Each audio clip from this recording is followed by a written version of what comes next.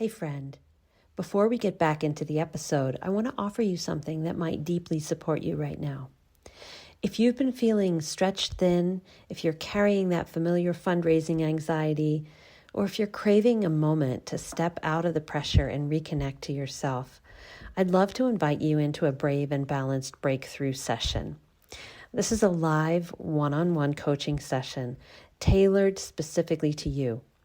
As a certified coach and former fundraiser, I work with you beneath the level of surface level mindset tools into the somatic and emotional patterns that shape how you show up, what you believe is possible, and ultimately the results you create. Most fundraisers walk away from this session feeling clearer, steadier, and more able to raise money with ease and freedom. Not because they changed their strategy, but because they got out of their own way and reconnected to their internal source of strength. Right now, this session is $97, and the price will be going up in the coming months. So if you've been thinking, I should do this at some point, let this be your gentle nudge to take action. You can book your session through the link in the show notes, and if something in you feels pulled toward this, trust it. That inner tug is your wisdom speaking.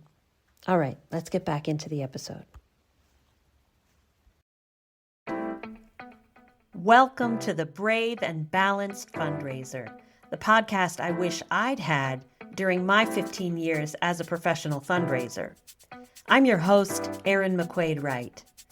This is your space to breathe, realign, and reconnect with the part of you that chose this work for a reason. Together, we'll explore tools and practices that help you show up less stressed and spread thin, and more grounded, brave, and on purpose. I'm so glad you're here. Let's get started. If you're working under a reactive boss where the plan changes weekly or even daily, here's the hard truth. You can't regulate the nervous system of another adult. Not your boss, not your board chair, not anyone. And do a gut check now. If you're resisting that idea, I can't change someone else, I highly recommend the Let Them Theory by Mel Robbins, because she'll break it down for you. But the good news is what you can do is you can regulate yourself. You can choose your response. You can decide, for example, whether to stay in that job or leave. And today's episode is about doing that from clarity and balance, not from panic, pressure, or emotional reaction. So let's get into it. I recently heard from a professional fundraiser that a big source of tension is their boss, who has a tendency to freak out, backtrack on plans, and second guess the team's planned actions, going from our event is coming up on this date to maybe we should cancel. Is this event a bad idea in the first place? And when I heard this, my heart really went out to the fundraiser because nobody wants to feel whiplash in the workplace. It's completely destabilizing and has the effect of everyone walking around on eggshells because the plan could change at a moment's notice. I felt a lot of compassion and I thought how painful for everyone involved. And my next thought was, ooh, I've been that leader. Maybe not to that extreme, but I have led from a place of self-doubt, and I've seen the effects of that on my team, and nobody does their best work under those circumstances. So I want you to answer this question. What is this whiplash an example of? A stressful workplace, an insecure manager, a lack of backup from that person's supervisor? I actually think it's an example of how the nervous system shows up in our work. And we're going to unpack this together in today's episode. But I want you to know if you're going through this emotional whiplash in the workplace, we're going to do this campaign. No, wait, pull the plug on that idea. Let's go in this direction instead. I've changed my mind again. If you're experiencing it as a staff member, trying to keep up with changing directions, or if you're feeling an inner uh-oh that tells you you're that manager, I've got you. This episode is really going to help you understand what's underneath that whiplash so you can have more peace. And guess what comes along for the ride when you feel more peace, more clarity, more ease, and more successful fundraising? Fundraising is kind of a funny job. You enter that profession with fairly low stakes. Maybe you're raising $10 donations for the annual fund, or maybe you're working the auction table at the gala. And sure, people come to fundraising from other places as well. I remember having a discussion at an AFP conference one time about, where did you enter the profession of fundraising from? Oh, I was a journalist. Oh, I was a nurse. I was a teacher. People come to it from all different angles. And that's what makes it, I think, such a unique profession. That's one of the reasons it's unique. But we tend to reward good fundraising with a management position. So you've shown that you can raise money for the annual fund, or people like giving to you at events with the auction table, at the gala, and you're doing well, and then bam, you're suddenly in charge of a department. And it's not unusual for you to be in charge of a department with no management training. In my case, I went from an intern immediately to development director. Like one day I was the intern, the next day I was the development director. And when that happens, the stakes go way up out of nowhere, right? I can't tell you how many times I've heard of this happening to others. And I actually consider this to be one of the big gaps in the fundraising profession, rewarding fundraisers who are getting good result with management responsibility without investing in the training that will set them up for success. It's almost like we're getting the message, you are a rock star at raising money. Of course you'll rock this next level. Of course you will. We believe in you so much that it would almost be a waste of money to train you in management. Others may need that, but not you. Just go for it. Just find your way. So here's the fundraiser, suddenly a manager, learning how to be effective in a new role, navigating team management and their own fundraising responsibilities at the same time. Woof. Usually without a template to refer to. And when someone believes in you that much, it can take real courage to admit you're in over your head. When I first found myself in that position, the effect was really twofold. I had anxiety about all the people who were counting on me to raise more and more money. And I felt really insecure that I didn't have the management experience needed to motivate a team. Like, how do you even do that? Do you tell them what to do? Do you encourage them to come up with the idea and you sign off on it? I really didn't know. And I was just kind of fumbling around, and it felt really uncomfortable. And I've said this on here before, but I really considered myself the kind of person who categorically does not learn things in front of others, doesn't walk out onto the tennis court and say, I'm going to learn how to play tennis in front of others and deal with that discomfort. Like I was like, oh, no, I don't do that. And that's what management is. Unless you go to a management school and then come out and start applying it, and probably even then, you're learning in front of others. You're messing up in front of others. You're redirecting in front of others. And it can be really uncomfortable. So I made the choice to move forward without addressing my insecurity, because the idea of facing my insecurity felt scary, and showing a brave face felt like I was being strong. So I put on a smile and I acted like I knew what I was doing, and I considered that to be a service to myself. I'm not going to hang out in insecurity. I'm going to hang out in action, and that's strong. But on the inside, I second-guessed every decision I made, and I felt exhausted as a result. I didn't know it at the time, but this inner back and forth of showing up differently from how I felt on the inside was a super energy drain. It just sapped me of my life force. And it was a big part of why I felt exhausted at the end of the day, and my body eventually got really sick.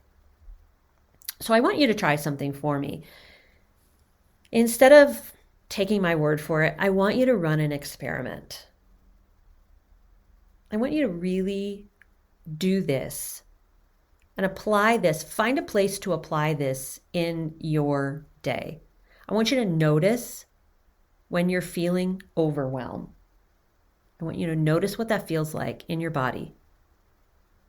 Okay, what does it feel like when I'm in overwhelm? Maybe you're in overwhelm right now. Great.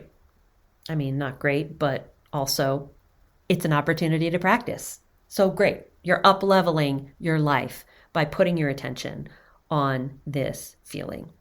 Notice what overwhelm feels like in your body. Maybe it's a tightness in your chest or a fogginess in your brain that makes speaking coherently more challenging. Just notice it without trying to change it. Just see what's there instead of having an agenda that it has to get out of here as quickly as possible. And see if you can welcome it to the party. So right now, I want you to close your eyes if it's safe to do so. And I want you to see yourself in your home, opening the front door to welcome some visitors to a party. So you look cute, your house smells good, you're feeling comfortable as a host, and you're just welcoming whoever walks through the door. Maybe you're excited to see some of your guests and less excited to see others. That's very human. But no matter who comes in, you welcome them and offer them a drink because you're the host. Your experiment for this week is to welcome your emotions at the door, just as you would with a guest. Oh, you're here, insecurity. Welcome. Here's a cup of lavender and chamomile tea to be like a warm blanket for your nerves. You can sit in this cozy chair right here. I'm really glad you're here. It feels like the Jedi move would be to quickly slam the door in insecurity's face so she can't come in. Nope, no security here, no insecurity here. All is peachy. But the fact is that pushing insecurity away just makes her bang louder at the door. It's truly welcoming her that allows her to stand down and not raise the alarm so urgently that you need to feel insecure and second guess your decisions. So it's a Jedi mind trick to welcome her, offer her a cup of tea. And let me tell you, as someone who studied herbalism in the past, that chamomile and lavender tea really does act like a warm blanket for your nerves. And so if you're feeling jangly, like you really need to calm down, make yourself a cup of tea. You put in an infuser, a tea infuser, the kind that sits inside your cup and steeps. You put in a teaspoon of lavender, a teaspoon of chamomile, or you get one of those tea bags of each and put both tea bags in. I want you to pour the boiling water over it. I want you to cover that up with a plate or something so that the volatile oils stay in the cup and not dissipate in the air. And I want you to set a timer for 20 minutes. That is a medicinal dose of tea. That 20 minutes is going to give you the strongest possible cup of tea, chamomile and lavender, and it's going to be a little bitter. And that's okay. You can add a little bit of honey if you want to, but you're going to get the medicine of that chamomile and lavender. Now, don't do this if you have an allergy to plants in the Asteraceae family. You probably have a big reaction to ragweed if you've got that allergy. Don't do that. Just do the lavender. Don't do the chamomile. But for most people, chamomile is going to be a tremendous relaxer. My herbalism teacher said chamomile is for cranky children. It's safe for kids. And for cranky children and adults who are acting like cranky children. And let me tell you, every so often, I notice, oh, I'm being a cranky child right now. Let me get myself to the apothecary in my house and get me some chamomile, maybe some lavender together to help me take a breath. That's going to be a gift to your nervous system. And we love the nervous system here at the Brave and Balanced Fundraiser. We love the nervous system. We want to support it. The idea, again, is not that you never go into a dysregulated nervous system state where you're in fight or flight. That's not the goal, that you never go there and you stay blissed out and peaceful and zen at all times. That's not the human experience, my friends.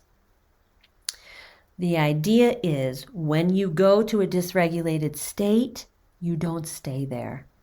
You don't get stuck there. You know how to bring yourself back. Using your breath, coming back into your body through stillness, meditation. Put your feet in some grass, have a cup of tea. These are not luxuries for a professional fundraiser.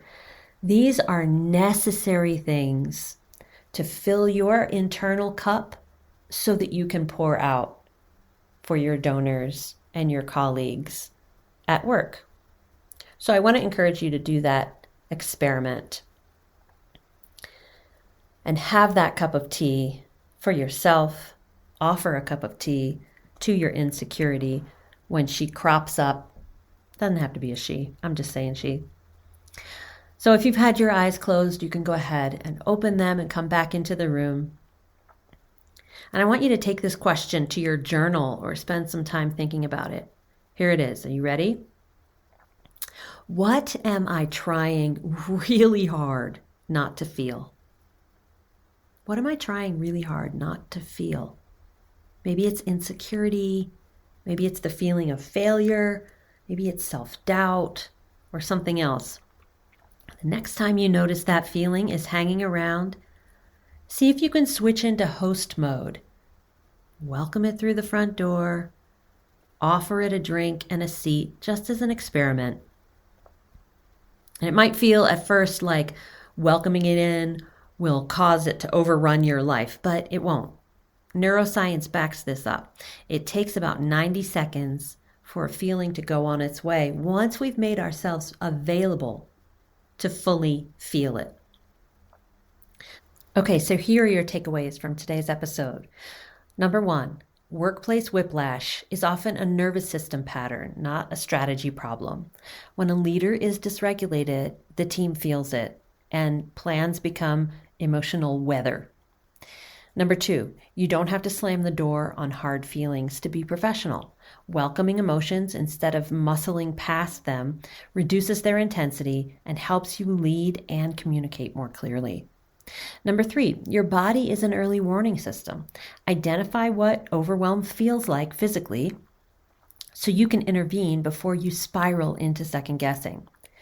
Number 4, regulation is a performance tool, not a luxury. Breath, stillness, nature, and small rituals like tea aren't extra.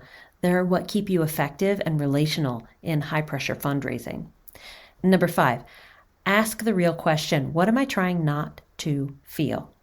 That answer often reveals what's running the meeting, the email, or the leadership moment from behind the scenes. If this is something you're scared to do on your own, believe me, I get it. This is the work I do with clients, and I help them feel their feelings and do it in a way that is bite-sized and not overwhelming. So if you want support with this, go to the show notes and you can find a link there to book a time with me. I'm here to support you, my friends. We'll see you next time.